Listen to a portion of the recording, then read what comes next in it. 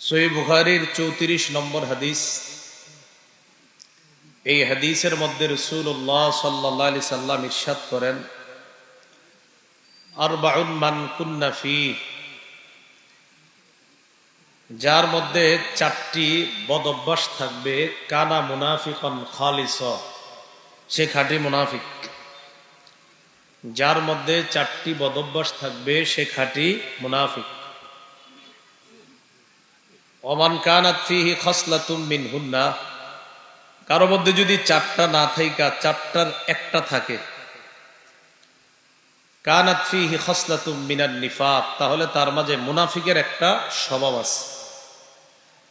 তাহলে প্রথম কথা, কারো মধ্যে যদি চারটা বদঅভ্যাস একসাথে থাকে সে খাঁটি মুনাফিক।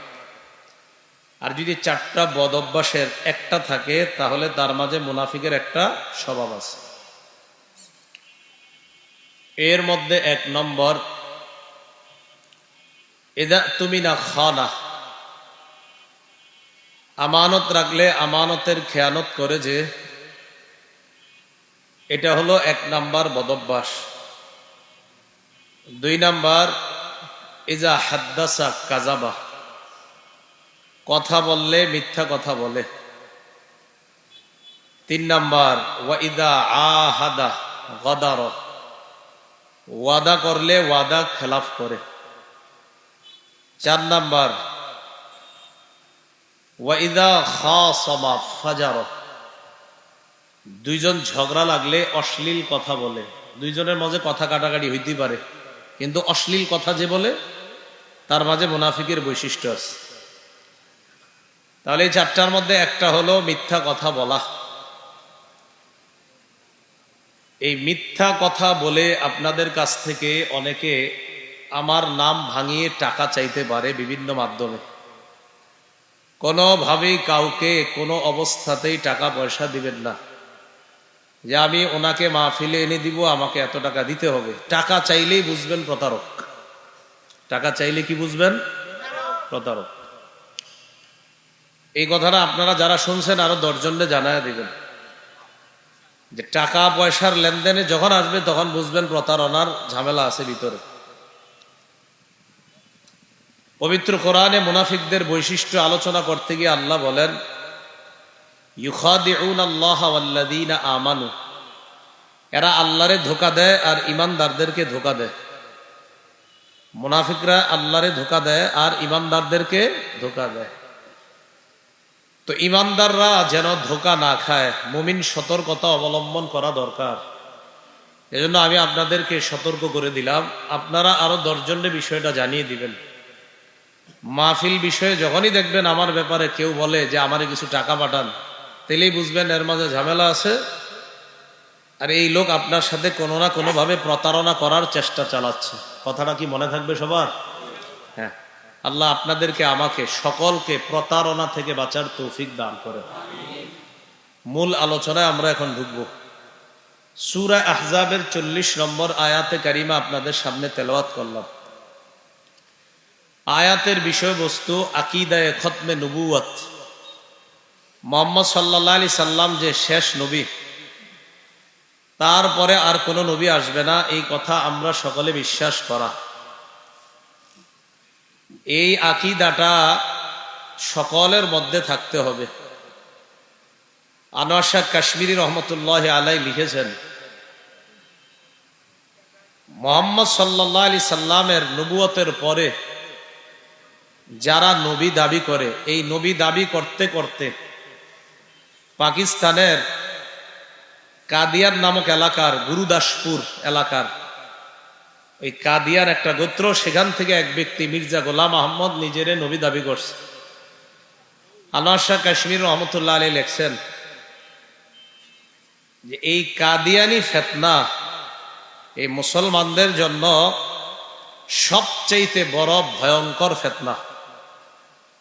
বরং তিনি লেখছেন ফেরাউনের ফিতনার চাইতেও এই ফিতনা ভয়ঙ্কর। কারণ ফেরাউন যে কাফের, ও তো নিজেই স্বীকার করে আমি ও নিজেই বলে আমি আল্লাহ, ও যে কাফের স্পষ্ট বোঝা যায়। কিন্তু এরা আপনাকে ছলে বলে কৌশলে ধোঁকা দিবে, এই জন্য তাদেরকে চেনাটা কষ্টকর। তো তারা হলো ভয়ঙ্কর ফিতনা। তো আল্লাহ পাক রব্বুল আলামিন, ঠিক আছে আপনি বারবার উঠবেন না, বারবার উঠলে আসলেই খারাপ। এই ভিডিও যারা করে না এদেরকে বলছিলাম আমি, আপনারা আজ যায়েন না, এরকম ডিস্টার্ব করেন না মানুষকে।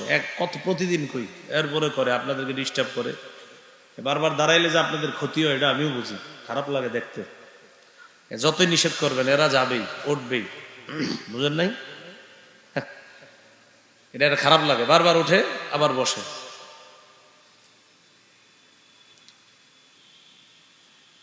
আকীদা বুঝার আগে তিনটা কথা আমরা মনে রাখব।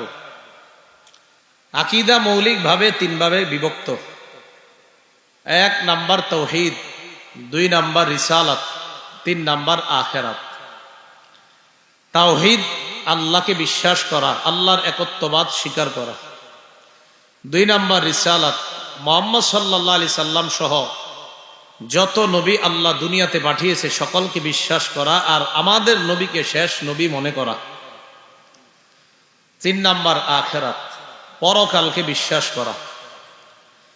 এই তিনটা আকীদা মৌলিকভাবে মনে রাখবেন। আর সবাই সহজে 2টা বাংলা মুখস্থ করে নেবেন। বলেন আমার সাথে, সুষ্ঠু কিছু আকীদা লালন, সুষ্ঠু কিছু আমল পালন। বাস এই 2টা কথা মনে রাখলে হয়। সুষ্ঠু কিছু আকীদা লালন করবেন আর সুষ্ঠু সঠিক কিছু আমল পালন করবেন, মরবেন জান্নাতে প্রবেশ করবেন। কিছু সুষ্ঠু আকীদা লালন করবেন, কিছু সঠিক আমল পালন করবেন, মরবেন সুন্দরভাবে জান্নাতে যাবেন। কিন্তু না, এই সহজ জিনিসটারও ঘুরায় পেঁচায় কঠিন বানাইবেন যাতে মরার পর মাইর খাওয়া শুরু হয়, এরকম। আকীদা বুঝার ক্ষেত্রে 3টা আকীদা আমরা ভালো করে বুঝবো। 1 নাম্বার, একটা মানুষের আকীদায় অশুদ্ধ, একদম পুরো আকীদা অশুদ্ধ। সে যত ভালো কাজ করে তার সব আমল বরবাদ হয়ে যাবে, এগুলো 1 নাম্বার কথা। 2 নম্বর কথা, একটা মানুষের সব আকীদা শুদ্ধ আছে, একটা আকীদা অশুদ্ধ। প্রথম হলো তার আকীদাই অশুদ্ধ, কোনো ভালো আকীদা নাই, তার সব অশুদ্ধ আকীদা, কিন্তু কাজ করে সব ভালো। তাহলে আকীদা অশুদ্ধ রাইখা যত ভালো কাজ করবে সব ভালো কাজ বরবাদ, কোনো লাভ নাই, ফলাফল 0। 2 নম্বর, একটা মানুষের সবগুলো আকীদা শুদ্ধ আছে, একটা আকীদা অশুদ্ধ। এই সব আকীদা শুদ্ধ থাকার পরেও একটা আকীদা অশুদ্ধ হওয়ার কারণেও তার আমল সব বরবাদ হয়ে যাবে। তাহলে প্রথমটা সব আকীদা অশুদ্ধ, দ্বিতীয়টা সব শুদ্ধ, খালি একটা অশুদ্ধ এবং ভয়ঙ্কর অশুদ্ধ, যেটার কারণে তার ঈমান চলে যাবে, তো সব বরবাদ। 3 নাম্বার, আকীদা শুদ্ধ আছে, একদম পুরা পিওর আকীদা 100%। সে আল্লাহর বিধিনিষেধ সব স্বীকার করে। কি করে? স্বীকার যে হ্যাঁ আল্লাহ যেগুলারে হুকুম করছে এগুলা মানা, যেগুলা নিষেধ করছে এগুলা থেকে বাঁচা, এটি সব স্বীকার করে। পর্দা করা ফরজ এই এলাকার নারীরা স্বীকার করে, কিন্তু এরপরেও করতেছে না, কিন্তু স্বীকার করে। পর্দা যে ফরজ এটা স্বীকার করে, কিন্তু পর্দা স্বীকার করে ফরজ, তার মানে তার আকীদাটা বিশুদ্ধ, কোনো একটা কারণে সে পালন করতেছে না। তো এই যে বিশুদ্ধ আকীদা রাইখা শয়তানের ধোকায় যদি আমল একটু কমও থাকে, কিন্তু বিশুদ্ধ আকীদা নিয়ে যদি কবরে যায়, তাহলে খারাপ আমলের কারণে বিভিন্ন মেয়াদে জাহান্নামে শাস্তি ভোগ করার পর শুদ্ধ আকীদার কারণে একদিন না একদিন আল্লাহ জান্নাত দান করবে। শুদ্ধ আকীদা জরুরি বিষয়। আমাদের মাঝে অনেকে আমরা তাহাজ্জুদ করি, আল্লাহরে সেজদা করি, 5 ওয়াক্ত নামাজ পড়ি, তাহাজ্জুদও করি, রোজা একটাও মিস দেই না, হজ করি, যাকাত দেই, সব ঠিক আছে, কিন্তু আল্লাহ ছাড়া আরেকজনেরও সেজদা দিই, ব্যাস সব শেষ।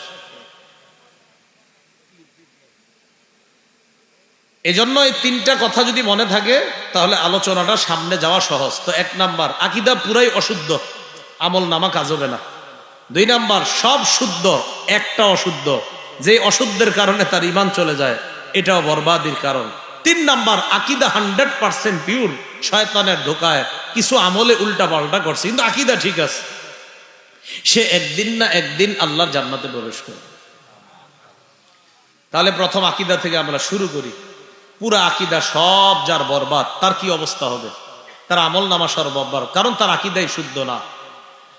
আল্লাহ পাক রব্বুল আলামিন পবিত্র কোরআনের সূরা মাইদার 5 নম্বর আয়াতে আল্লাহ বলেন, ওয়ামাই ইয়াকফুর বিল ঈমানি ফাকাদ হাবিতা আমালুহু ওয়া হুয়া ফিল আখিরাতি মিনাল খাসিরিন।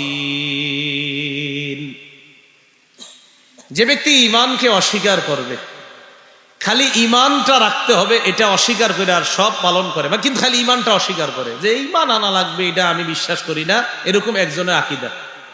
আর এমনি সব ভালো কাজ করে, দাতব্য ফাউন্ডেশন আছে তার, সে কোটি কোটি টাকা দান করে, সব ঠিক আছে, কিন্তু ঈমানকে অস্বীকার করে, আল্লাহ বলে ফাকাদ হাবিতা আমালু, তার সব আমল বরবাদ, নষ্ট।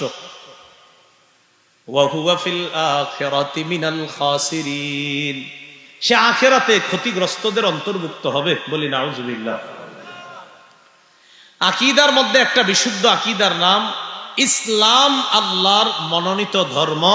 এবং বর্তমানে আল্লাহর নবী মুহাম্মদ সাল্লাল্লাহু আলাইহি সাল্লাম দুনিয়াতে আগমন করার পর ইসলাম যে আমাদেরকে নবী সাল্লাল্লাহু আলাইহি সাল্লাম আমাদের কাছে যে ইসলাম রেখে গিয়েছেন, এটাকে একমাত্র সত্য ধর্ম, শ্রেষ্ঠ ধর্ম এবং বিশুদ্ধ ধর্ম মনে করা, এটাও একটা আকীদা যে ইসলামটাই আল্লাহর মনোনীত ধর্ম এবং এটাই খাঁটি। এই আকীদা লালন করা, যদি লালন না করেন আমলনামা বরবাদ। এটা লালন করতে হবে আপনার। দলিল সূরা মাঈদার 3 নম্বর আয়াতে আল্লাহ বলেন, আল-ইয়াওমা আকমালতু লাকুম দীনাকুম, আজ আমি তোমাদের জন্য তোমাদের দিন পরিপূর্ণ করে দিলাম। ওয়া আতমামতু আলাইকুম নি'মাতি, আমি তোমাদের উপর আমার নেয়ামতকে পুরা করলাম। ওয়া রাদিতু লাকুমুল ইসলাম দীনা, আমি তোমাদের জন্য ইসলামকে ধর্ম হিসাবে মনোনীত করলাম। তাহলে বলেন তো আল্লাহর মনোনীত ধর্মের নাম কি? হ্যাঁ, এটা আপনার আকীদা লালন করতে হবে। আপনি যদি মনে করেন ইসলাম ছাড়া আরো কিছু আছে, না, হবে না, এটাই আপনার লালন করতে হবে। সূরা আলী ইমরানের 19 নম্বর আয়াতে আল্লাহ বলেন, ইন্নাদ-দীনা ইনদাল্লাহিল ইসলাম, আল্লাহর কাছে একমাত্র মনোনীত ধর্ম হলো ইসলাম। সূরা আলী ইমরানের 85 নম্বর আয়াতে আল্লাহ বলেন, وَمَن يَبْتَغِ غَيْرَ الْإِسْلَامِ دِينًا فَلَن يُقْبَلَ مِنْهُ, ইসলাম ছাড়া অন্য কোনো কিছুকে যদি কেউ দিন হিসাবে গ্রহণ করে, ফালাই ইউকবালা মিন, আল্লাহ পাক রব্বুল আলামিনের স্পষ্ট ঘোষণা, লাই ইউকবালা, কিছুতেই গ্রহণ করা হবে না, মিনহু, তার থেকে। সে যে ইসলাম ছাড়া অন্য কিছুকে ধর্ম মনে করে, এটা তার থেকে গ্রহণ করা হবে না। তার মানে আয়াতগুলা কি বুঝায়? ইসলামকেই মনোনীত ধর্ম হিসাবে গ্রহণ করতে হবে, এই আকীদা লালন করতে হবে। তাহলে বলেন তো আল্লাহর মনোনীত ধর্ম ইসলাম, আমরা কি আকীদা লালন করি? আল্লাহর মনোনীত ধর্ম কি? বাস, এটা আমাদের আকীদা, এটা বিশ্বাস। এটা মুখে বললে হবে না, মুখে বলার পাশাপাশি আপনি হৃদয়েও এটা বিশ্বাস করতে, হ্যাঁ আল্লাহর নিকট একমাত্র মনোনীত ধর্ম ইসলাম। সূরা কাহফ 103, 104, 105 নম্বর আয়াতে আল্লাহ বলেন, কুল হাল নুনাব্বিউকুম বিল আখসারিনা আ'মালা, নবী আপনি বলেন আমি কি তোমাদেরকে তাদের ব্যাপারে বলবো যারা আমলে সবচেয়ে বেশি ক্ষতিগ্রস্ত?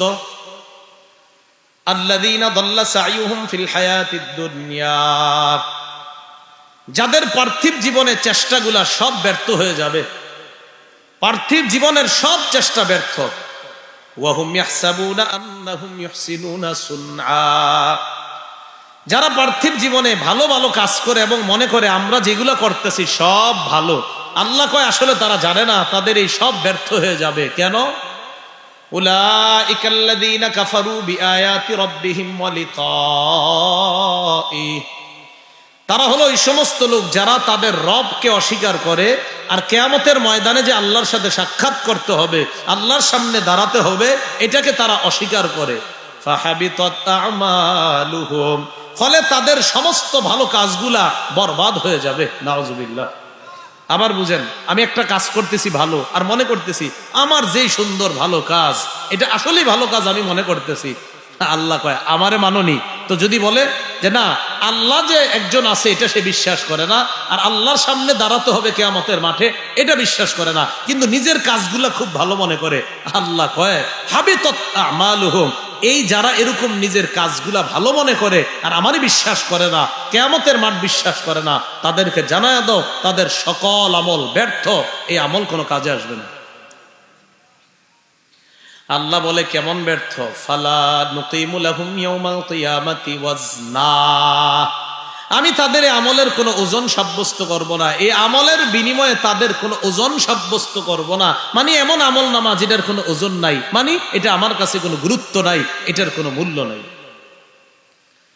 তাহলে আল্লাহ তাদের আমল নামাগুলা কি হবে, কেমন হবে, এটা আল্লাহ পাক রব্বুল আলামিন বলে দিয়েছে তাদের আমল নামাগুলা কেমন হবে। তাহলে শোনো তোমরা, সূরা নূরের 39 নম্বর আয়াতে আল্লাহ বলেন, রৌদ্রের মধ্যে হাঁটছেননি কখনো? কঠিন রৌদ্রের মধ্যে আপনাদের এলাকায় জমিন আছে না, জমিন ক্ষেত, তো ক্ষেতের মধ্যে নাইমা লম্বা জায়গা যেখানে কোনো ঘর বাড়ি নাই, এরকম জমি জমা আছে না অনেক, তো দূর থেকে প্রচন্ড রৌদ্রে দেখা যায় অনেক দূরে মনে হয় পানি চিকচিক করতেছে, কাছে গিয়া দেখবেন পানি নেই, প্রচন্ড রৌদ্র চিকচিক করতেছে, এই মনে হয় পানি। তাহলে প্রথম আসেন বুঝে নিবে, আমরা 3জন 4জন রওনা করলাম, প্রচন্ড পানির পিপাসা লাগছে, রৌদ্রের মধ্যে হাঁটতেছি, আর দূরে দেখা যাইতেছে পানি চিকচিক করতেছে, দৌড়ে গেছি পানি খাওয়ার জন্য, গিয়ে দেখি পানি নেই। এটাকে বলা হয় মরিচিকা। বলেন এটাকে কি বলা হয়? আল্লাহ বলে যারা দুনিয়াতে ভালো কাজ করে আর আমারে বিশ্বাস করে না, এদের দৃষ্টান্ত, আমলের দৃষ্টান্ত কেমন তাহলে তোমরা শোনো। ওয়াল্লাযীনা কাফারু আ'মালুহুম কাসরাবিম বিকিআতি ইয়াহসাবুহুজ যামআনু মা, ওয়াল্লাযীনা কাফারু, যারা কুফরি করে আমারে বিশ্বাস করে না, আ'মালুহুম কাসরাব, তাদের আমল নামাগুলা মরিচিকার মতো, বিকিআ মরুভূমির মধ্যে যেই মরিচিকা, এই মরিচিকার মতো, ইয়াহসাবুহুজ যামআনু মা, যে মরিচিকা পিপাসার্ত দেখলে মনে করে পানি, হাত্তা ইযা জাআ, পানির কাছে যখন যায়, লাম ইয়াজিদহু শাইআ, যাওয়ার পর আর কিছুই পায় না। পিপাসার্ত যেমন মরুভূমির মধ্যে দূরে চিকচিক করলে গিয়ে দেখে মরিচিকারে পানি মনে করে, যারা আমারে বিশ্বাস করে না, যারা আমল করে প্রচুর আর মনে করে এটার ফলাফলটাও খুব পাবে, আল্লাহ কয় এই ফলাফল হলো তেমন। মরুভূমির মধ্যে পিপাসার্ত মরিচিকারে পানি মনে করা যেমন ব্যর্থতা, এই পানি যেমন পানি না, তারাও ভালো কাজ কইরা আমারে বিশ্বাস না কইরা আমলের প্রতিদান চাওয়াও ওই মরুভূমির মধ্যে মরিচিকারে পানি মনে করার মতো। মরুভূমির মরিচিকা কি আসলে পানি? ভালো কাজ করে আর আল্লাহ মানে না, এটার ফলাফল যদিও আশা রাখে আমি অনেক পাবো, আসলে কিছু পাবে? আল্লাহ কয় ওই মরিচিকার মতো, যেটার আসলে কোনো দাম নাই।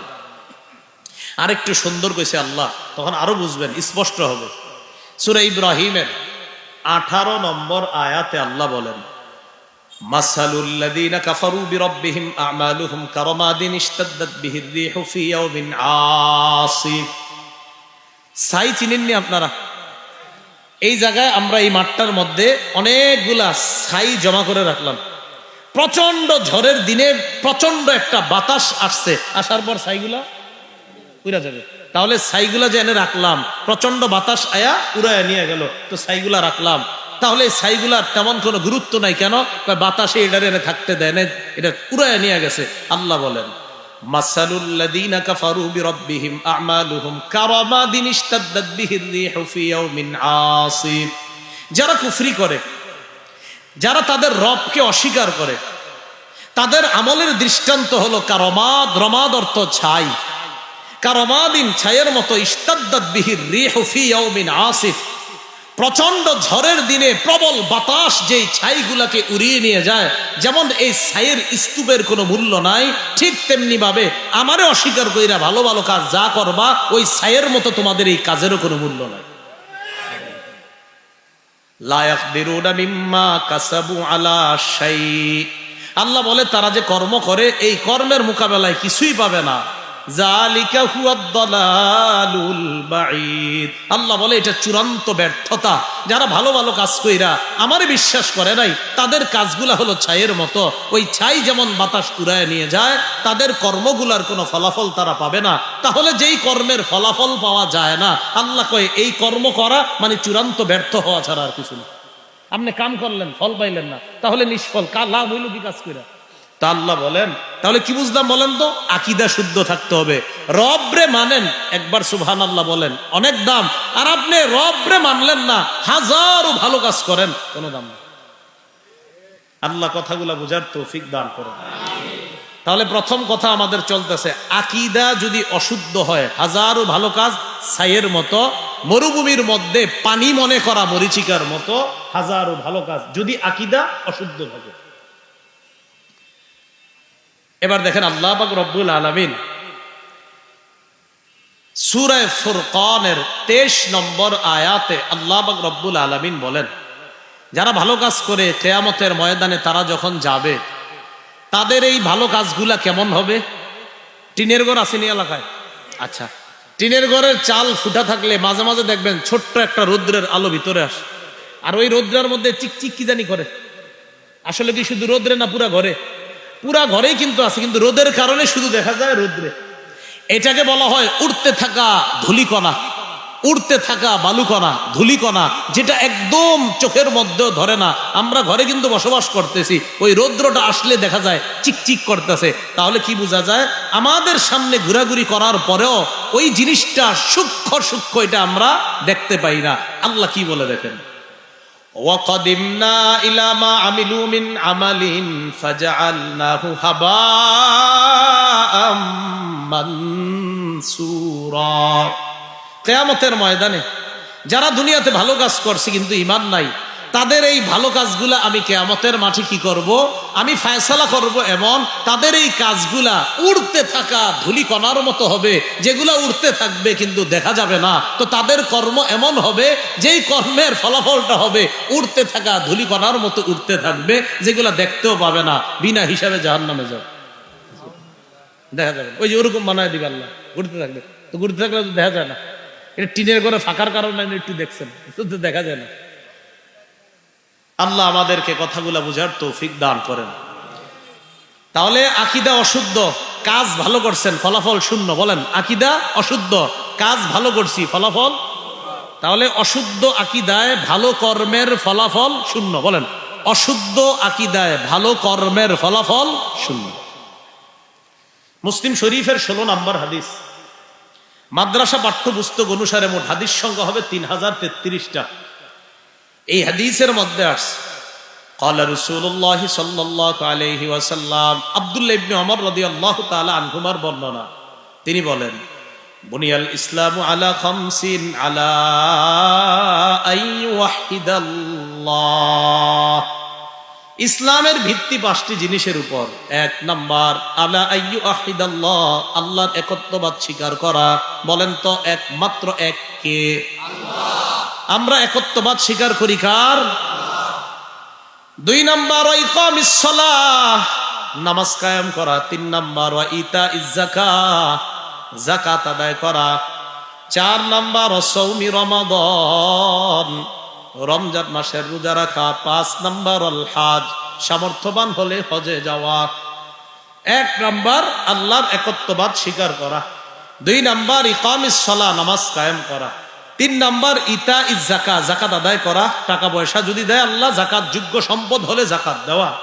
4 নাম্বার সাওমি রমাদান, রমজানের রোজা রাখা। 5 নাম্বার আল হজ, হজ করা, একত্ববাদ স্বীকার করা। তাহলে ইসলামের 5 ভিত্তির প্রথম ভিত্তিটাই হলো, বলেন আমার সাথে, আকীদা শুদ্ধ করা। আকীদা কি করা? এককে। তো এই আকীদা শুদ্ধ করা প্রথম। তাহলে কালিমা, ওই যে আমরা কালিমা, নামাজ, এরপরে কি? না, কালিমা, নামাজ, এরপরে বলেন যাকাত। কালিমা বলেন, কালিমা, নামাজ, যাকাত, রোজা, হজ। তাহলে 1 নাম্বার কালিমা, 2 নাম্বার নামাজ, 3 নাম্বার যাকাত। 3 নম্বরে যাকাত বলবেন, 3 নম্বরে সবাই রোজা কয়। আল্লাহ নামাজের পরে কয় যাকাত, আমরা কই নামাজের পরে রোজা। আর আশ্চর্য বিষয়, আল্লাহ কোরআনে সব জায়গায় বলছে নামাজের পরে যাকাত, নবী হাদিসে সব জায়গায় বলছে নামাজের পরে যাকাত, আমরা কই নামাজের পরে রোজা। কেন? ঘটনা এমন কেন বলেন? সিরিয়াল আল্লাহ নবীরটাই ঠিক রাখি, কি বলেন? তাহলে কালিমা, নামাজ, এরপরে যাকাত। সব আয়াতে দেখবেন, সব আয়াত হাদিসে নামাজ যাকাত, নামাজ যাকাত, আমরা কই নামাজ রোজা। তাহলে কালিমা, নামাজ, যাকাত, রোজা, হজ। এইভাবে আল্লাহর নবীর সিরিয়ালটা আমরা যেন মেনটেন করতে পারি, আল্লাহ তৌফিক দান করেন। তো যাই হোক, মূল আলোচনা এই জায়গায় 5 ভিত্তির প্রথম ভিত্তি, বলেন আমার সাথে, আকীদা শুদ্ধ করা। তাহলে আমরা একত্ববাদ স্বীকার করি কার? এটা হলো আমাদের আকীদা। এটা আমাদের কি? আকীদা। আচ্ছা, এই যে আল্লাহর একত্ববাদ স্বীকার করলাম, আল্লাহ আমার রব, আল্লাহ আমাকে দান করেন, আল্লাহ ছাড়া আমাকে সন্তান কেউ দিতে পারে না। ছেলে দেয়, এটাও আল্লাহ দেয়, মেয়ে দেয়, এটাও আল্লাহ দেয়, ছেলে মেয়ে উভয়টা দেয়, এটাও আল্লাহ দেয়, 3 জন মেয়ে হবে, এটাও আল্লাহ দেয়, 3 জন ছেলে হবে, এটাও আল্লাহ দেয়, আমার বিবির ছেলে মেয়ে কিচ্ছু হবে না, এই ক্ষমতাও কার? এই আকীদা শুদ্ধ করা। সূরা শুরা 49-50 নম্বর আয়াতে আল্লাহ বলেন, লিল্লাহি মুলকুস সামাওয়াতি ওয়াল আরদ ইয়াখলুকু মা ইয়াশা। আসমান জমিনের রাজত্ব আল্লাহর, আল্লাহ যা চান তা সৃষ্টি করেন। ইয়াহাবু লিমান ইয়াশাউ ইনাসা, আল্লাহ চাইলে কাউকে কন্যা দান করেন। ওয়া ইয়াহাবু লিমান ইয়াশাউ যুকুর, আল্লাহ চাইলে কাউকে ছেলে দান করেন। আও ইউযাওয়িজুহুম যুকরানা ওয়া ইনাসা, আল্লাহ চাইলে কাউকে ছেলে মেয়ে উভয়টা দান করেন। ওয়া ইয়াজআলু মান ইয়াশাউ আকীমা, আল্লাহ চাইলে ছেলে মেয়ে কিচ্ছু দিবে না, ওই নারী বন্ধা রাখবেন ওই নারীকে, এই ক্ষমতাও কার? এই কথা মনে মনে বিশ্বাস করেন? করার পরেও মাঝে মাঝে কই জানি যান বাসে উঠা, ট্রলারে উঠা, কেন? হ্যাঁ, এটা না বিশ্বাস করেন? সন্তান কে দেয়? যাদের সন্তান হয় না তাদেরকে সূরা আলী ইমরানের 38 নম্বর আয়াতের অংশ শিখাইয়া দিবেন। রব্বি হাবলি মিন লাদুনকা যুররিয়াতান তাইয়্যিবা ইন্নাকা সামিউদ দুআ। এই দোয়া করে অসংখ্য অগণিত দম্পতি আমাদের বাংলাদেশও সন্তান পাইছে, অসংখ্য নজির আছে।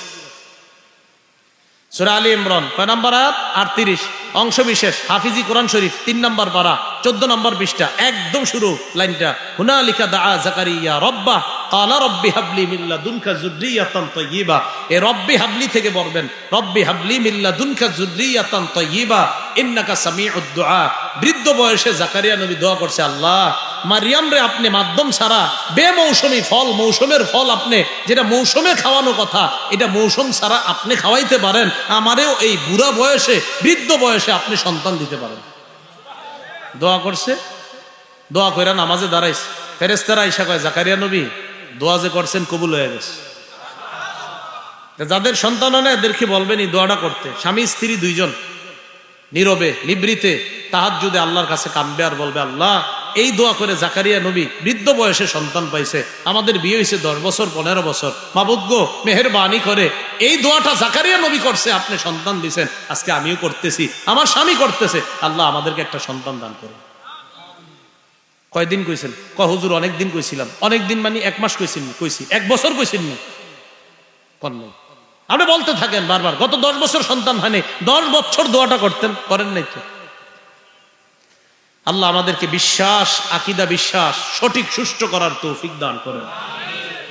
তাহলে আল্লাহর একত্ববাদ আমরা স্বীকার করলাম। খুব ভালো করে মনে রাখবেন, শিরিক প্রথমত 2 প্রকার। বলেন কয় প্রকার? 1 নাম্বার আর শিরকুল আকবার, বড় শিরিক। 2 নাম্বার আর শিরকুল আসগর, ছোট শিরিক। 1 নাম্বার বড় শিরিক, 2 নাম্বার ছোট শিরিক। এই বড় শিরিক আবার 3 প্রকার। বলেন শিরিক প্রথমত কয় প্রকার? বড় শিরিক, ছোট শিরিক। বলেন বড় শিরিক, ছোট শিরিক। বড় শিরিক আবার কয় প্রকার? 3। 1 নাম্বার শিরকুল ইতিকাদ, বিশ্বাসগত শিরিক। 2 নাম্বার শিরকুল আকওয়াল, কথার শিরিক। 3 নাম্বার শিরকুল আফআল, কর্মগত শিরিক। শিরকুল ইতিকাদ বা বিশ্বাসগত শিরিক যেটা, এই বিশ্বাসগত শিরিক কোনটা? আপনার এই বিশ্বাস কি যে আল্লাহ পাক রব্বুল আলামিন আমারে এটা দিতে পারে, আল্লাহ একমাত্র আমার ওটা করতে পারে, এই বিশ্বাস আপনি রাখেন। আবার আপনি আল্লাহরে মহব্বত করেন, আল্লাহরে ভালোবাসেন, সব ঠিক আছে, পাশাপাশি আল্লাহর পাশাপাশি আরো কয়েকজনরে আপনি এরকম বিশ্বাস করেন যে আল্লাহ যেমন ক্ষমতা রাখে আমার এইগুলা দেওয়ার, এই অমুকেও ক্ষমতা রাখে। এটা বিশ্বাসগত শিরিক। এটা কি শিরিক? বিশ্বাস মানে আল্লাহরে মানে, আল্লাহ যে আল্লাহ এটা মানে, রব মানে, রবও আমার এটি দেয়, আবার এর 5-7 জন ওদেরকেও মানে, এরাও দেয়। এটা বিশ্বাসগত শিরিক। যেমন আল্লাহ কোরআনে বলেন, ওয়ামিনান নাসি মান ইয়াত্তাখিযু মিন দুনিল্লাহি আনদাদা ইউহিব্বুনাহুম কাহুব্বিল্লাহ। মানুষের মাঝে কিছু মানুষ আছে এমন, ইয়াত্তাখিযুনা মিন দুনিল্লাহি আনদাদা, মান ইয়াত্তাখিযু মিন দুনিল্লাহি আনদাদা, যারা আল্লাহ ছাড়াও আরো সমকক্ষ নির্ধারণ করে, মানে আল্লাহও ঠিক আছে, আবার আরো সমকক্ষ নির্ধারণ করে। ইউহিব্বুনাহুম কাহুব্বিল্লাহ, যেই কয়েকজনরে আল্লাহর মোকাবেলায় দাঁড় করায় তাদেরকে যেমন ভালোবাসে, মানে আল্লাহরে ভালোবাসার মতো ওই 5 জনরেও ভালোবাসে, তাদেরকেও ভালোবাসে। নাউজুবিল্লাহ। কিন্তু আল্লাহ বলেন যারা ঈমানদার, ওয়াল্লাযীনা আমানু আশাদ্দু হুব্বাল লিল্লাহ, ঈমানদাররা সবচেয়ে বেশি ভালোবাসবে আল্লাহকে। ঈমানদাররা সবচেয়ে বেশি ভালোবাসবে আল্লাহকে। কিন্তু বিশ্বাসগত শিরিক যারা করে, এরা আল্লাহরও মহব্বত করে, আবার ওই 7-8 জন ইত্যাদি ইত্যাদিদেরকেও মহব্বত করে। যে উনিও এর ভিতরে যে কি আছে বুঝবেন না, কি আছে সালাপুরা রয়েছে, আছেটা কি তো দেখাই যাইতেছে কি আছে, কাজ। মানে আমাদের সমাজে দেখবেন যে যত পোশাক কম পরবে আর নিচের দিকে এরকম তাকায় ধ্যান ট্যান করবে, তখন আপনি যদি কিছু বলেন, হ্যাঁ পোশাক টোশাক পরেন, তখন আরেকজন বলবে কিছু বইলো না। আরে কিছু বইলো না মানে পোশাক নাই কেন, ঠিক মতো পোশাক টোশাক পরে না কেন? বলবে কি যে আছে এটা কিন্তু বুঝবেন না, কি যে আছে তো দেখায় রাখছে। হ্যাঁ, উল্টা পাল্টা কথা বলে, পোশাক আছে কিচ্ছু নাই, আবার দাবি করে যে আমার ভিতর অনেক কিছু আছে। এ কোনো সন্দেহ নাই সে এবং তার অনুসারী যারা হবে ভণ্ড, প্রতারক, ছলে বলে কৌশলে মুসলমানদের ঈমান নিয়ে তামাশা করে। বলে কি আছে? আর আপনাদের আকল এত নষ্ট হয় যে এটা যত একদম কাপড় কম পরে থাকে মনে করেন এটা কিছু একটা আছে। সালার পরে এই পরে চট পরে বস্তা পরে, মানে কি আর 5 তলা বাড়ি আছে আবার সালার চট পরে, এটা ফাইজলামি না?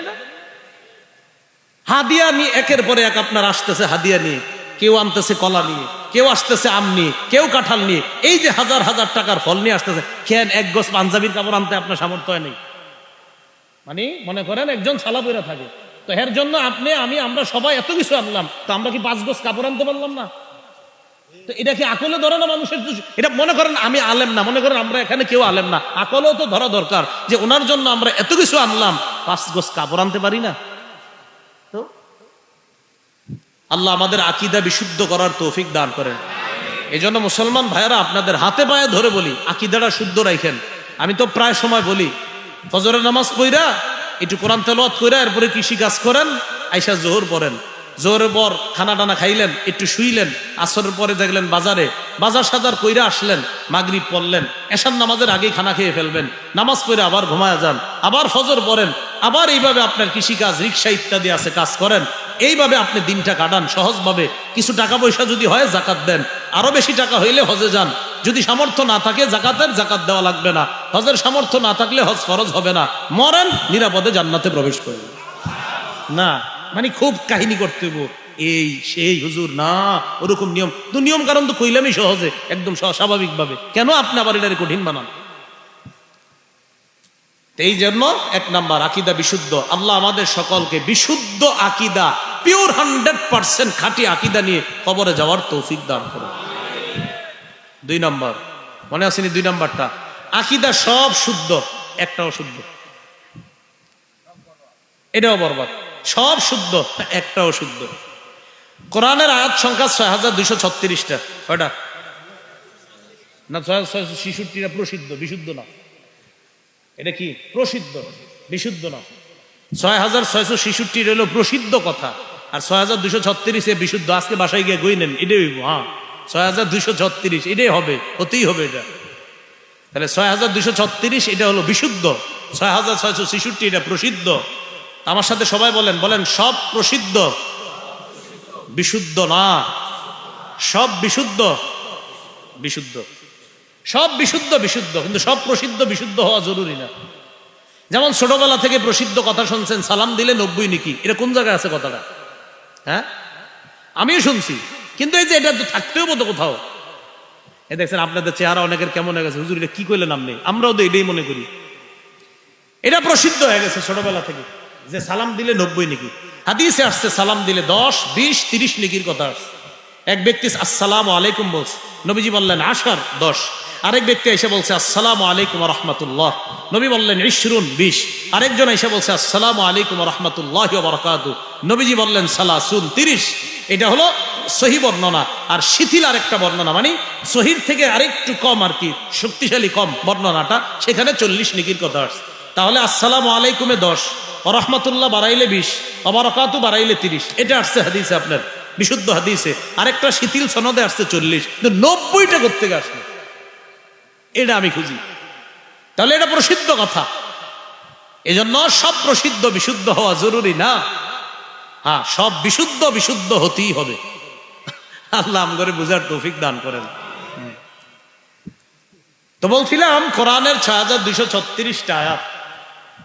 এই আয়াতের মধ্যে মনে করেন কেউ 6235টা মনে প্রাণে বিশ্বাস করে, একটাই সন্দেহ করে, ইমান। এই তো সহজে বুঝে এসে গেছে। 6235টা খাঁটি ভাবে বিশ্বাস করে, একটা আয়াতকে একটু সন্দেহ করে, ইমান। এটা বুঝে থাকলে খতমে নবুয়তের আকীদা বুঝাটা একদম সহজ হবে। বলেন আলহামদুলিল্লাহ। আসতেছি আমরা মূল আলোচনায়। তাহলে 6235টা আয়াত বিশ্বাস করে মনে প্রাণে, একটা আয়াতে যদি খালি সন্দেহ করে, ইমান শেষ। তাহলে লাভ হইল কি তার? এই লোক। তাহলে এটা যদি বুঝেন, আমাদের সহজভাবে কথাগুলো সব বুঝে আসবে। সূরা হুদের 17 নম্বর আয়াতে আল্লাহ পাক রব্বুল আলামিন বলেন, ফালা তাকু ফি মিরয়াতিম মিনহু ইন্নাহুল হাক্কু মির রাব্বিকা।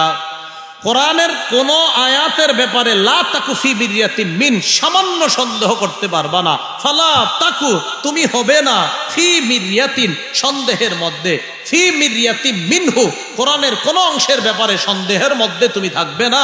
ইন্নাহুল হাক্কু মির রাব্বিক, আল্লাহ বলেন পুরা কোরআনটা রবের পক্ষ থেকে সত্য। তাহলে বলেন আমার সাথে, বলেন সম্পূর্ণ কোরআন হক। বলেন সম্পূর্ণ কোরআন হক।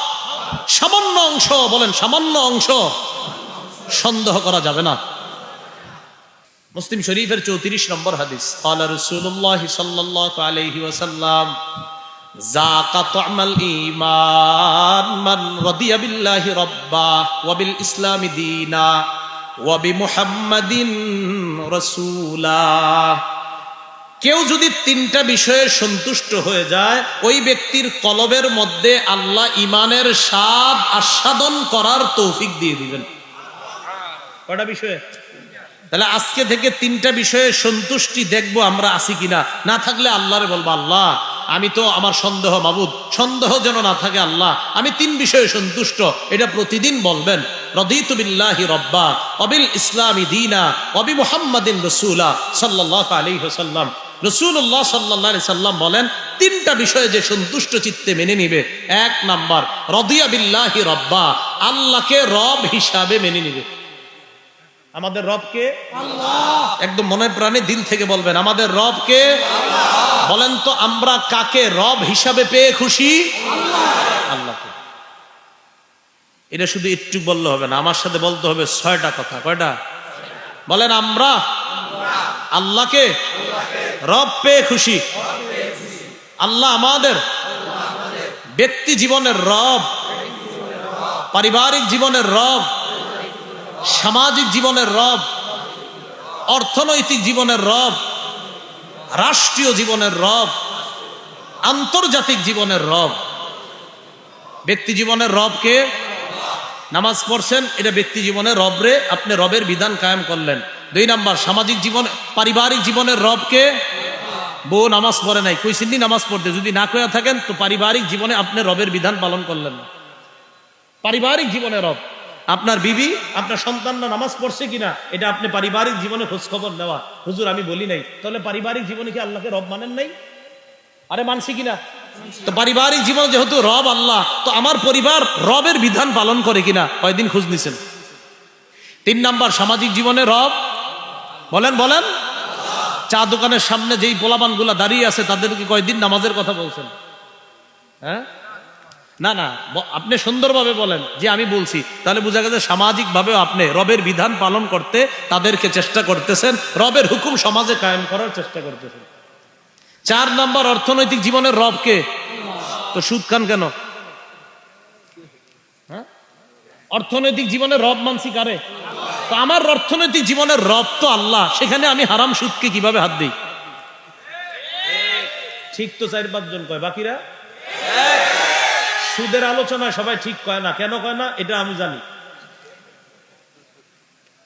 তাহলে আমার অর্থনৈতিক জীবনের রব, তাহলে সুদ খাওয়া মানে কি? আপনি কেন সুদ খাচ্ছেন? সুদ হারাম, এটা কে বলছে বলেন? রব বলছে। বলেন কে বলছে? তাহলে অর্থনৈতিক জীবনে যে সুদ হারাম, এই ঘোষণাটা কার?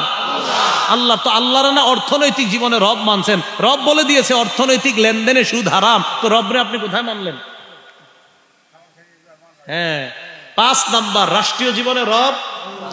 রাষ্ট্রে ইসলামী হুকুমত কায়েম হয় কয়দিন চেষ্টা করছেন, কয়দিন দোয়া করছেন?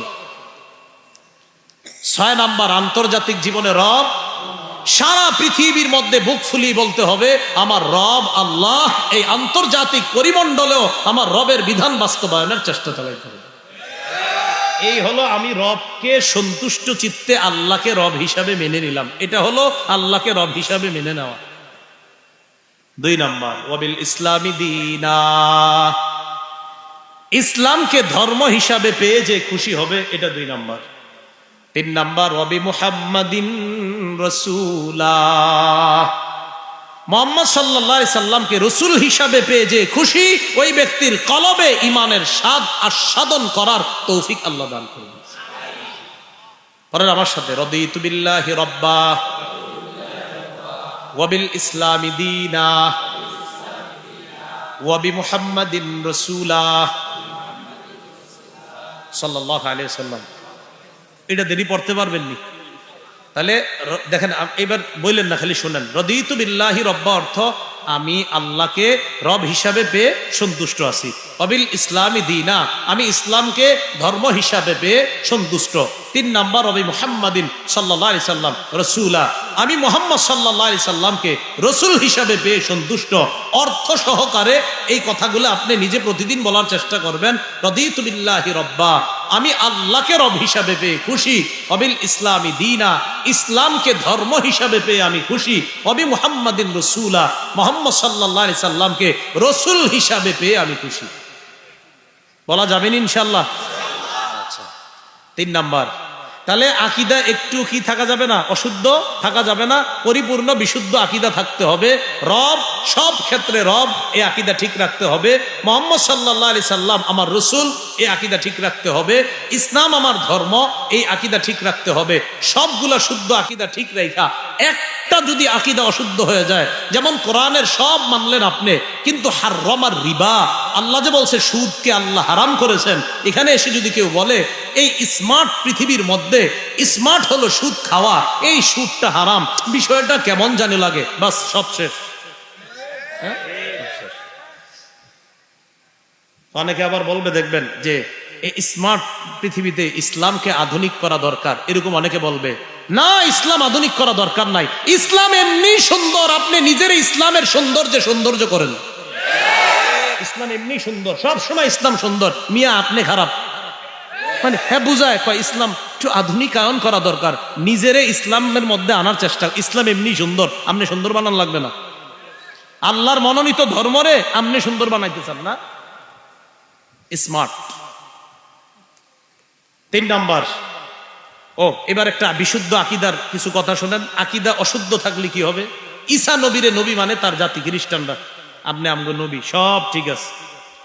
নবী বলতে বলতে কয় কি, আপনি আল্লাহর ছেলে।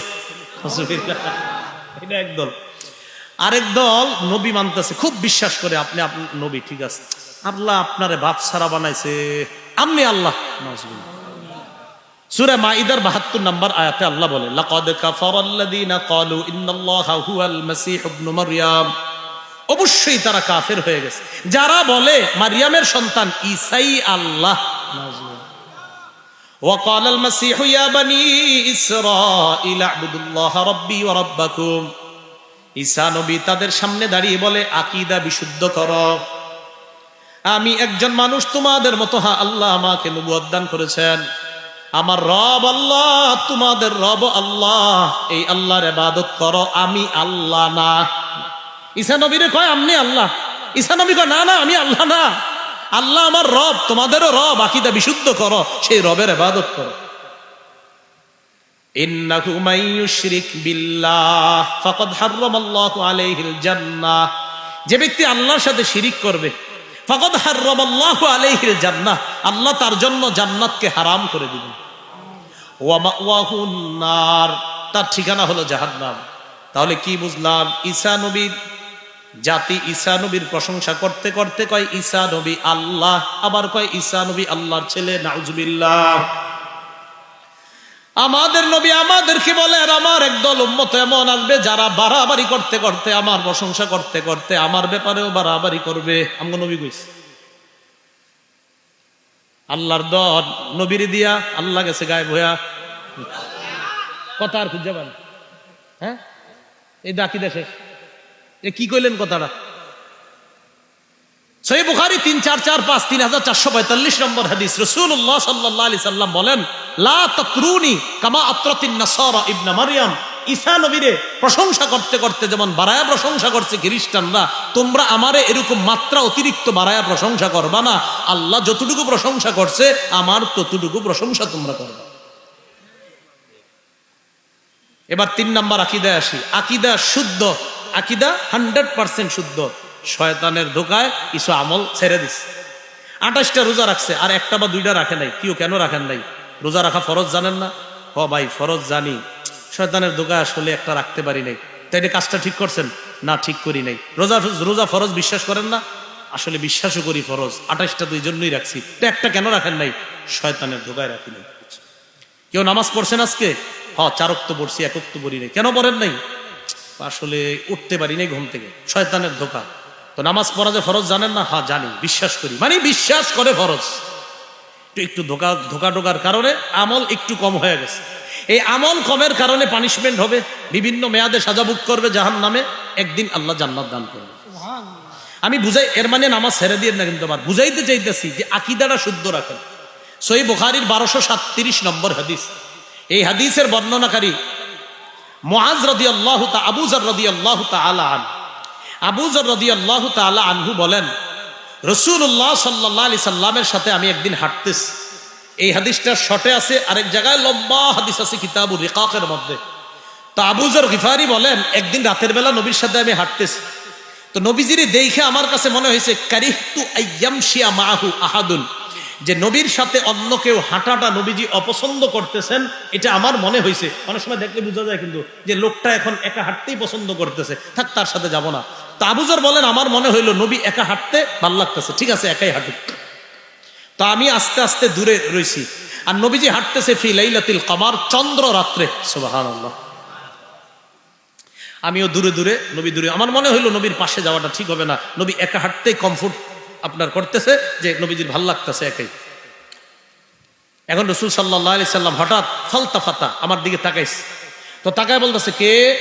হ্যাঁ না এরকম রাত্রেবেলা মনে করেন একটু দূরে একজন আছে, কেউ তুমি? যে আমি অমুক আব্দুর রহমান চাচা, আমি, এরকম। তো নবীজি কয়, কে? তো আবু যর বলে, হুজুর আমি আবু যর। ও আচ্ছা আবু যর, হ্যাঁ আসো এদিকে আসো। সুবহানাল্লাহ। তুমি? কয় জি হুজুর, এদিকে আসো।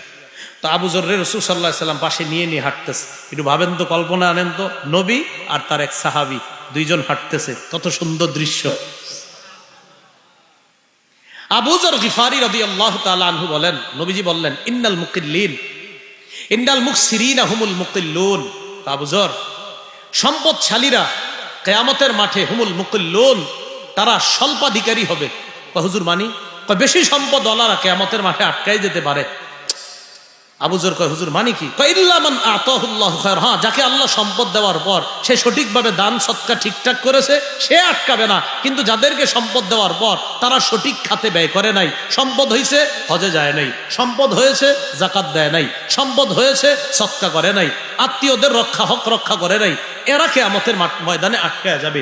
এই জাতীয় সম্পদশালীরা, প্রথমে কি বললেন? সম্পদশালীরা আটকায়া যাবে। তবে তারা আটকাবে না যাদেরকে সম্পদ দেওয়ার পরেও ওই সম্পদের হকগুলা যথাযথ আদায় করছে। এটা বইলে আবু যরের সামনে নিয়ে গেছে। নিয়ে যাওয়ার পর এক জায়গায় কেউ, আবু যর থামো, আর যাইবেন আমার সাথে। নবীজির সাহাবী আবু যর কয়, হুজুর কয়েকখানে থামো। তুমি ততক্ষণ এইখানে থাকবা হাত্তা আরজিয়া ইলাইকা, আমি যতক্ষণ না আসবো এতক্ষণ এই জায়গায় থাকবা, এখান থেকে একটুও নড়বা না। নবীজি চলে গেলেন কোথায় জানি, আমি আবু যর তাকায় রইছি, সামনে তো যাইতে পারবো না, দাঁড়ায় দাঁড়ায় দেখতেছি কই যাইতেছে। হঠাৎ নবীজি কোথায় যেন চলে গেলেন। এক পর্যায়ে আর রসুলকে আমি দেখি না। আতাল আন্নি লুবসা, আমার থেকে নবীজি এইভাবে আড়াল হয়ে লম্বা সময় কোথায় জানি ছিলেন, আমি আর নবীরে দেখি না। হঠাৎ আমি নবীজিরে দেখছি আসতেছে। হঠাৎ আমি একটা আওয়াজ শুনলাম, পাথুরে প্রান্তর, মানে প্রান্তরটা পাথরের, তো এরকম পাথরময় প্রান্তরের এক পাশে আওয়াজ আসতেছে। নবীজি কার সাথে যেন কথা বলতেছে, আমি খালি নবীর আওয়াজ শুনি, কিন্তু নবী কার সাথে কথা বলে এটা দেখি না। কথা বলতেছে একটু বুঝতেছে। নবীজি কয় এটা করলো, ওটা করলো, আমার উম্মত এরকম বলতেছে, ওটা করলো, ওটা করলো। এখন আবু যর গিফারি কয় এটা আবার কি কয়, কার সাথে কথা কয়? তা আমার সামনে আসার পর কয়, হুজুর একটা বিষয় আমি আর ধৈর্য ধরতে পারতেছি না। কয় কি? আপনি একটু আগে কথা কইছেন তো, আমার খালি জিগাইতে মন চাইতেছে আপনি কার লয়ে কথা কইছেন। আবু যর, একটু আগে আমি যার সাথে কথা বলছি আল্লাহর ফেরেশতা জিবরিল। আতানি আতিন, জিবরিল আমার কাছে আসছে, আইসা আমারে কি বলছে জানো? কি বলছে? ইন্নাহু মান মাতা মিন উম্মাতিকা লা ইউশরিকু বিল্লাহি শাইআ দাখালাল জান্নাহ। আমারে বলছে আপনার উম্মতের কেউ যদি এমন অবস্থায় মারা যায় সে আল্লাহর সাথে শিরিক করে না, দাখালাল জান্নাহ, সে জান্নাতে যাবে। আকীদা বিশুদ্ধ করতে। তো নবীজি কয়েকটা কথা বলছে যে ওই অপরাধ এগুলা করলো, হ্যাঁ ওইগুলা করার পরেও যদি বেচারা দুনিয়াতে তওবা করে, কিন্তু আকীদা যদি তার শুদ্ধ থাকে, এই জাতীয় অপরাধের পরেও বিশুদ্ধ আকীদা নিয়ে যদি মরতে পারে, তো বিভিন্ন মেয়াদে হয়তো তার সাজা হবে, আবার আল্লাহ চাইলে হবে না, আবার আল্লাহ চাইলে হবে, কিন্তু সে শুদ্ধ আকীদার কারণে দাখালাল জান্নাহ, একদিন জান্নাতে প্রবেশ করবে।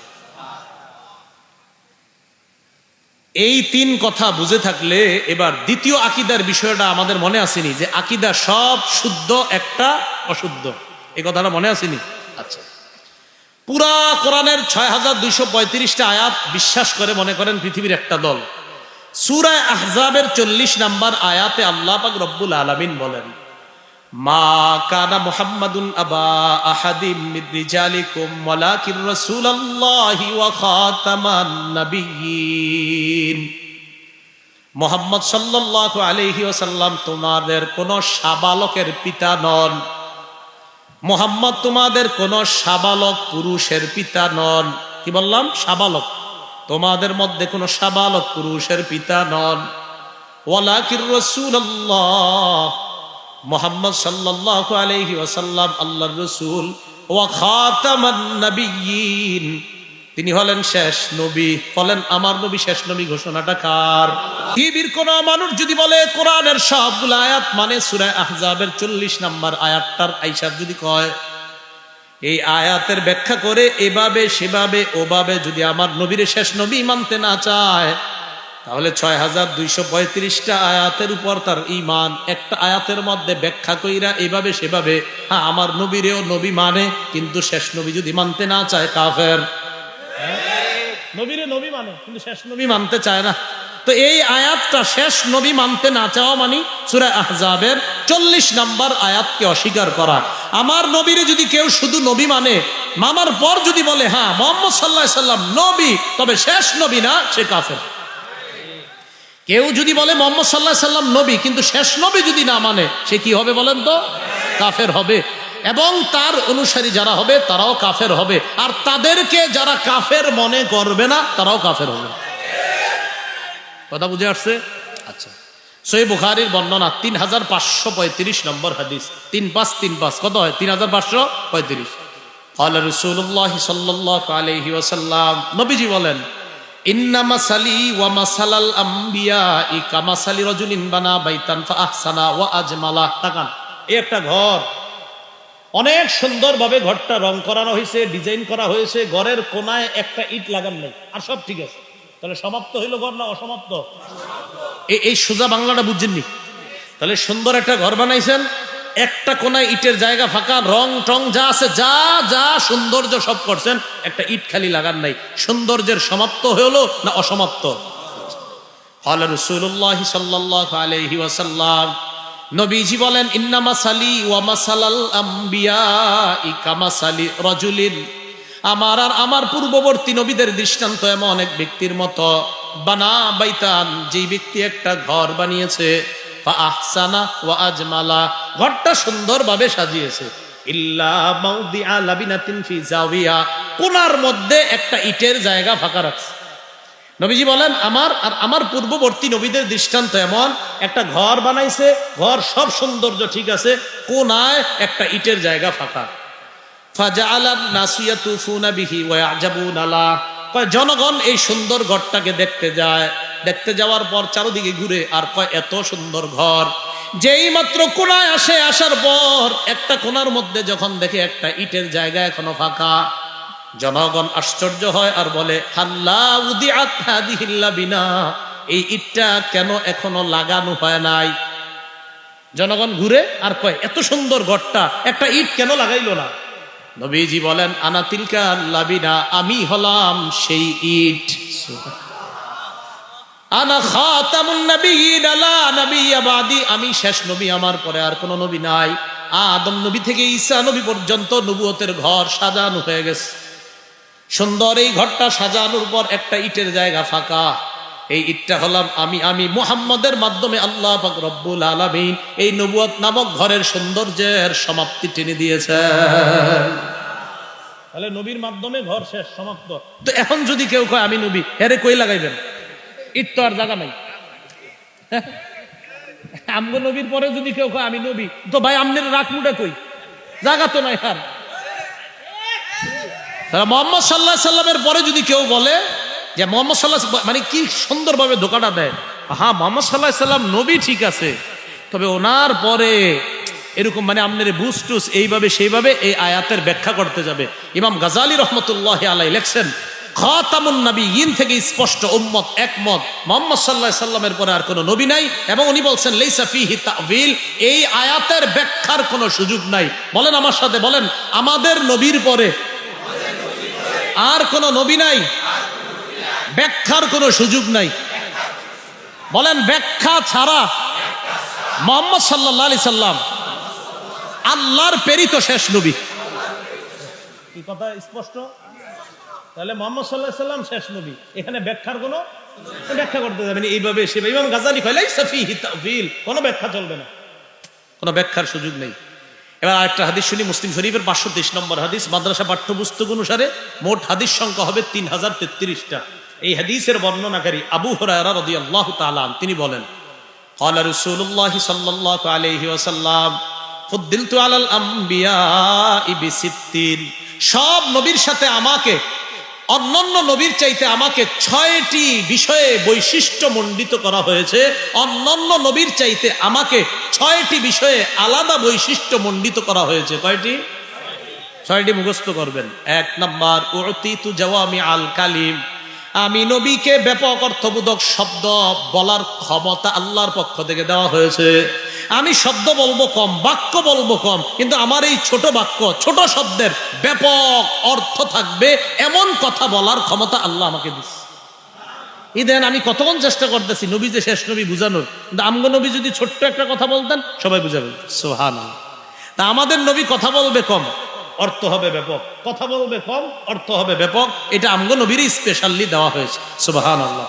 এই জন্য হাদিসে আসছে নবীজি যখন কথা বলতেন ইজা তাকাল্লামা তাকাল্লামা সালাসান, নবী কথা বললে আস্তে আস্তে বলতেন, এক কথা 3 বার বলতেন। কোন গণনাকারী যদি গণতে চাইতো যে আমি নবীর কথাগুলা গুনে গুনে রাখবো, সাহাবায়ে কেরাম বলেন যে নবী কথা বলতেছে, আচ্ছা 1, আবার বলছে আচ্ছা 2, এইভাবে কেউ যদি গণতে চাইতো আল্লাহ রসুলের কথাগুলাও গনে গনে রাখতে পারত। নবীজি এত সুন্দর করে কথা বলতেন, কত সুন্দর। একদিন আল্লাহ আমাকে সবাই স্বপ্নে নবীর কথা দেখার তৌফিক দান করেন, যে নবীজি কথা বলতেছে আর আমরা দেখি কেমনি কত সুন্দর করে কথা বলে। তাহলে হলো 1 নাম্বার, ব্যাপক অর্থবোধক সম্পন্ন শব্দ বাক্য বলার ক্ষমতা দেওয়া হয়েছে। 2 নাম্বার ওয়া নুসিরতু বিররুবি ওয়া ফি রিওয়ায়া মাসিরাতা শাহরিন, আমি যখন জিহাদের ময়দানে বের হই, কোন এলাকায় যুদ্ধের জন্য বের হই, 1 মাসের দূরত্বে বেঈমানদের অন্তরে আমার ব্যাপারে কাঁপন ধরিয়ে দেয় আল্লাহ। এই সাহায্যটা আল্লাহ আমাকে করছে। 3 নাম্বার ওয়া উহিল্লাত লিয়াল গনাইম, অন্য কোন নবীর জাতি, তাদের জন্য গনিমতের মাল বৈধ ছিল না, যুদ্ধলব্ধ সম্পদ বৈধ ছিল না। আমাকে, আমার উম্মতকে আল্লাহ পাক রব্বুল আলামিন গনিমতের মাল, যুদ্ধলব্ধ সম্পদ আমাদের জন্য আল্লাহর পক্ষ থেকে বৈধ করে দেওয়া হয়েছে। 4 নাম্বার, ওয়াজুইলাত লিয়াল আরদু মাসজিদান ওয়া তাহুরা। অন্যান্য জাতি নির্দিষ্ট জায়গায় ইবাদত করা লাগতো, কিন্তু গোটা পৃথিবীটা আমার উম্মতের জন্য মসজিদ তথা সেজদার জায়গা, আর পুরা জমিনকে আল্লাহ পবিত্র বানায়া দিয়েছেন। আমার উম্মত এক জায়গায় আছে, পানি নাই, আশেপাশে কিচ্ছু নাই, মসজিদ নাই, কোথাও পানি নাই, সমস্যা নাই, মাটি দিয়ে তায়াম্মুম করবে। মসজিদ নাই, সমস্যা নাই, ওখানে নামাজ পড়বে, হয়ে যাবে। এটাই উম্মতের বৈশিষ্ট্য, আর কাউরে দেয় নেই। 5 নাম্বার, ওয়া উরসিলতু ইলাল খালকি কাফা। গোটা জগতের জন্য আমাকে নবী হিসাবে পাঠানো হয়েছে। কোন নবীরে কোন এলাকার জন্য পাঠানো হয়েছে? এক সময়ে 2 জন 3 জন নবী এমন থাকতো। ইব্রাহিম নবীর যুগে লূত নবী ছিল, এরকম আপনার মুসা নবীর যুগে হারুন নবী ছিল।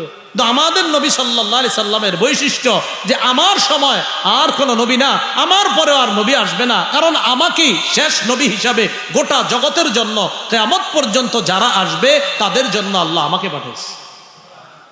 6 নাম্বার, ওয়া খুতিমা বিয়ান নাবিয়্যুন। আমার মাধ্যমে নবুয়তের দরজা বন্ধ করে দেওয়া হয়েছে, নবুয়তের সমাপ্তি আমার মাধ্যমে টেনে দেওয়া হয়েছে, আমার পরে আর নবী আসবে না। তাহলে আমাদের নবীজির পরে আর কোন নবী আসবে? তাহলে বলেন, আমাদের নবীর পরে আর কোন নবী নাই? ব্যাখ্যা করার সুযোগ নাই। আচ্ছা, সহিহ বুখারীর বর্ণনা 3455 নম্বর হাদিস। এই হাদিসের বর্ণনাকারী আবু হুরায়রা রাদিয়াল্লাহু তাআলা আনহু বলেন, ক্বালা রাসূলুল্লাহ সাল্লাল্লাহু আলাইহি ওয়াসাল্লাম, কানাত বানু ইসরাঈলা তাসুসুহুমুল আম্বিয়া। বনি ইসরাইলের মাঝে তাদের নবীরা আসতেন, নবীরা আইসা তাদেরকে নেতৃত্ব দান করতেন, তাদের মাঝে নেতৃত্ব দিতেন নবীগণ। কুল্লামা হালাকা নাবিয়্যুন খালাফাহু নাবিয়্যুন। এক নবী চলে যাওয়ার পর তার স্থলাভিষিক্ত আরেক নবী আল্লাহ পাঠাইতেন, আরেক নবী আসতেন। এখন আপনাদেরকে এই জায়গায় দেখেন ধোঁকা দিতে পারে। বলেন আমার সাথে, বলেন, এক নবী গেলে, বলেন, আরেক নবী আসে। এক নবী গেলে আরেক নবী আসে, তাহলে এখান থেকে ধোঁকা দিতে পারে। তাহলে মুহাম্মদ সাল্লাল্লাহু আলাইহি সাল্লাম যাওয়ার পরে আরেকজন কেন আসবে না? নবীজি বলছে এক নবী গেলে আরেক নবী আসে। এই হাদিসে শেষে আবার নবী বলে দিছে, এই শোনো, এক নবী গেলে আরেক নবী আসে, ঠিক। এই হাদিসে শেষে বলছে, ওয়া ইন্নাহু লা নাবিয়্যা বাদি। আমি নবী যাওয়ার পরে কিন্তু আর নবী আসবে না। সুবহানাল্লাহ।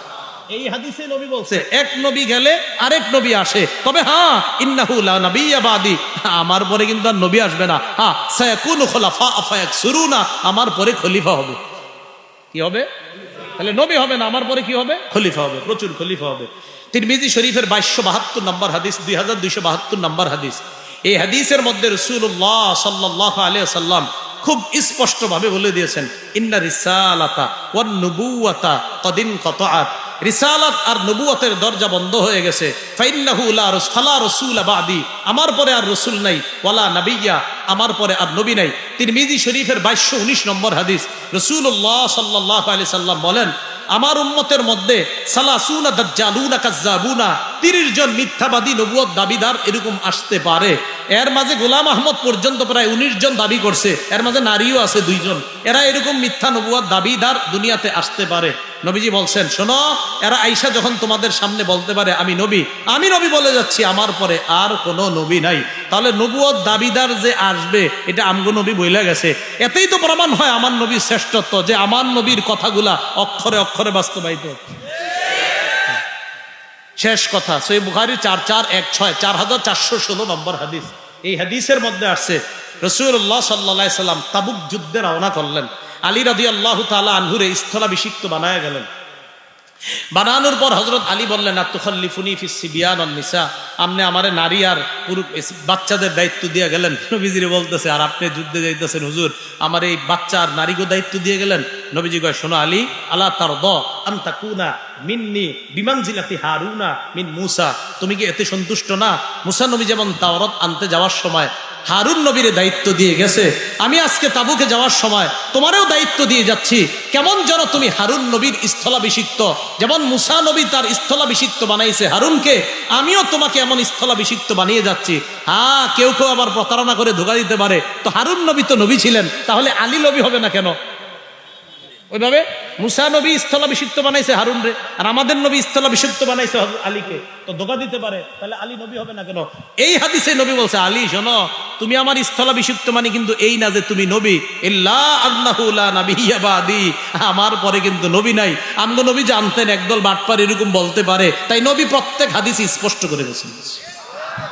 তাহলে হাদিসের কোনো আংশিক অংশ দিয়ে ধোঁকা দেওয়ার সম্ভাবনা নাই। এজন্য মনে রাখবেন, নবীজি সাল্লাল্লাহু আলাইহি সাল্লামের শেষ নবী নিয়ে এই আকীদা নিয়ে যারা আপনাদের কাছে ধোঁকাবাজি করে, এদের মূল একটা বুঝি বিভিন্ন হাদিসের অংশ আপনাদেরকে শোনাবে। এই যে দেখেন, আমিও শোনাইছি, অথচ পরের অংশে আছে আমার পরে নবী নাই।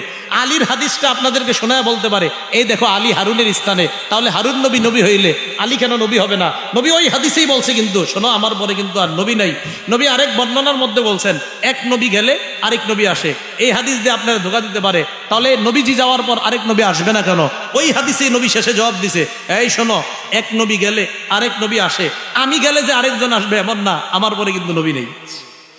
তাহলে রাসূল সাল্লাল্লাহু আলাইহি সাল্লাম প্রত্যেকটা হাদিসে স্পষ্ট করে গিয়েছেন। তাহলে এই জায়গায় আসেন, একজন মুসলমানের সব আকীদা শুদ্ধ, কোরআনের সব আয়াত মানে, সব হাদিসগুলা মানে, শুধু একটা জায়গা অবিশ্বাস করে, মুহাম্মদ সাল্লাল্লাহু আলাইহি সাল্লাম যে শেষ নবী, নবী মানে, কিন্তু উনি যে শেষ নবী শুধু একটুক অস্বীকার করে। ঈমান হ্যালো, আল্লাহ আমাদের সকলকে আকীদা শুদ্ধ করে আমরা যেন বিশুদ্ধ আকীদা নিয়ে কবরে গিয়ে আপনাদের সবার সাথে একসাথে আবার আমরা জান্নাতে হতে পারি, আল্লাহ তৌফিক দান করেন। সুবহানাল্লাহি ওয়া বিহামদিহি, সুবহানাকাল্লাহুম্মা ওয়া বিহামদিকা আশহাদু আল্লা ইলাহা ইল্লা আনতা আস্তাগফিরুকা ওয়া আতুবু ইলাইক।